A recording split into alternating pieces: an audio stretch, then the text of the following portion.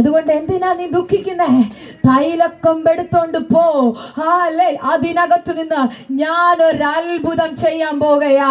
ഇന്ന് പകൽ ഇതിനകത്ത് വന്നിരിക്കുന്ന പ്രിയപ്പെട്ടവരെ നോക്കി ഞാൻ ആത്മാവിൽ പ്രവചിക്കുകയാ. ഹല്ലേലൂയ. ചിലതിനെ പരിശുദ്ധാത്മാവ് പുറത്തു കൊണ്ടുവരികയാ.